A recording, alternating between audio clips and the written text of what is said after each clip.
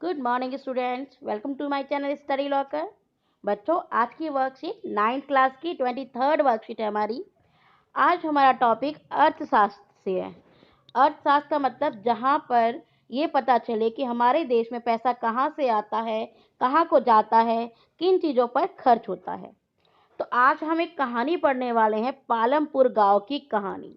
Actually में ये ना पालमपुर गांव कोई गांव का नाम नहीं है, ये एक काल्पनिक गांव की कहानी है। एक्चुअल में ये गांव है नहीं है पता नहीं, लेकिन ये एक काल्पनिक कहानी है जिसमें आपको एक कल्पना करके बताया गया है कि एक गांव ऐसा है। जैसे कि आपके मम्मी पापा आपको एक गांव के बारे में, अपने गांव के बारे में बताते हैं तो बताते हैं, अरे हम लोग जो है वहाँ रहते थे और वहाँ पर ऐसे बगीचे हुए करते थे, बगीचे होकर नदी की तरफ रास्ता जाता था। तो आपके सामने एक खाका खींच देते हैं तो आपको नजर आने लग जाता है, अच्छा ऐसे गाँव रहे होंगे, ऐसा घर रहा होगा, नदी ऐसे गए होंगे। तो एक व्यू सामने आ जाता है। तो कहानी जो है वो समझने में आसान होता है और उससे हमें एक व्यू सामने आ जाता है, दृश्य सामने आ जाता है। चलिए चलते हैं कहानी की तरफ। पालमपुर गांव एक काल्पनिक गांव है। यहाँ चलने वाले सभी आर्थिक क्रियाओं का वर्णन है जो लगभग भारत के हर एक गांव में चलती है। यहाँ पर हमें उसकी सारी आर्थिक क्रियाएं बताई जा रही हैं जो कि मोस्टली गांव में इसी तरीके के काम होते हैं। यह आसपास के गांव और कस्बों से भली भांति जुड़ा हुआ है। आसपास के गांव और कस्बों, जो आपका एक गांव होता है ना, गांव में काफ़ी चीज़ें होती हैं, बुनियादी ज़रूरतें होती हैं, लेकिन कस्बे जो होते हैं ना वो थोड़े से डेवलप होते हैं, ठीक है ना। जब गांव में और डेवलपमेंट हो जाती है वो कस्बा बन जाएगा, और अगर और भी डेवलप हो जाती है तो वो शहर बन जाता है। तो कस्बा जो है उस पर ज़्यादा वहाँ पर फैसिलिटी मिलती है। तो यह गांव आसपास के गांव से भी जुड़ा हुआ है और कस्बों से भी जुड़ा हुआ है। एक बड़ा गांव रायगंज पालमपुर से 3 किलोमीटर की दूरी पर है। प्रत्येक गांव में यह सड़क गांव को रायगंज और उससे आगे निकटतम छोटे कस्बों शाहपुर से भी जोड़ती है। तो हमें क्या बताया जा रहा है कि जो गांव है ना वो अपने आसपास के गांव से भी कनेक्ट हो रहा है, उसके लिए सड़कें हैं उसके पास। उसके आसपास के बड़े इलाके जो हैं वो ज़्यादा दूर नहीं है, काफ़ी मतलब अच्छी जगह पर है ये। इस सड़क पर गुड़ और अन्य वस्तुओं से लदी हुई बैलगाड़ियां, भैंसा बग्गी से लेकर कई अन्य तरह के वाहन जैसे मोटरसाइकिल, जीप, ट्रैक्टर और ट्रक भी देखे जा सकते हैं। आपने गांव में अक्सर देखा होगा कि वहां पर इस तरीके की बसेस के अलावा जीप बहुत चलती है। आप जीप देख सकते हो। ट्रैक्टर तो ऑब्वियसली बात है, कृषि हो रही है तो ट्रैक्टर होगा ही होगा। इसके अलावा बैलगाड़ियां भी वहां पे आपको नजर आ जाएंगी। बैल जो है वो जोतने के भी काम आते हैं और बैलगाड़ी में भी लगाने के काम आते हैं। तो हम क्या देख रहे हैं, यहाँ पे बड़ी ज़्यादा व्हीकल नहीं नज़र आ रहे हैं, कोई मेट्रो नज़र नहीं आ रही, बेसिक जो है व्हीकल हमें नज़र आ रहे हैं। ठीक, इस गांव में विभिन्न जातियों के लगभग 450 परिवार रहते हैं।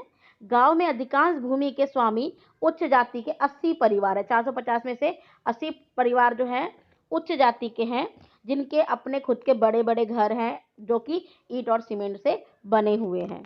ठीक, ये उच्च उच्च जाति का मतलब है जो वर्ग काफ़ी ज़्यादा आर्थिक रूप से सशक्त बना हुआ है। तो हम क्या देख रहे हैं, उनके घर जो हैं वो ईंट और सीमेंट से भी बने हुए हैं। जबकि अनुसूचित जाति के लोगों की संख्या गांव की कुल जनसंख्या का 1/3 है, मतलब बहुत बड़ी जनसंख्या है।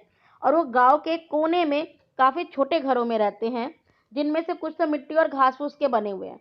तो जो बड़ी जनसंख्या उसके पास ज़्यादा संसाधन नहीं है, उनके पास कम संसाधन, इसीलिए उनके घर जो है मिट्टी और फूस के बने हैं। अधिकांश के घरों में बिजली है। खेतों में सभी नलकूप बिजली से ही चलते हैं और इनका उपयोग विभिन्न प्रकार के कार्यों के लिए भी किया जाता है। मतलब हमें दिख रहा है कि जो नल है उसमें बिजली का मोटर लगा करके उससे पानी लिया जा रहा है। तो जो बिजली के का इस्तेमाल छोटे छोटे कामों के लिए भी किया जा रहा है। अब हम यहाँ देखते हैं कि पालमपुर में 2 प्राथमिक विद्यालय हैं और एक हाई स्कूल है। छोटा स्कूल भी है और बड़े बच्चों के लिए भी स्कूल है। गांव में एक राजकीय प्राथमिक स्वास्थ्य केंद्र यानी कि एक गवर्नमेंट वाला है और एक निजी औषधालय भी है जहां रोगियों का उपचार किया जाता है। मतलब कि छोटी छोटी बुनियादी जरूरतें जो है गांव वालों की यहाँ पूरी हो जाएंगी।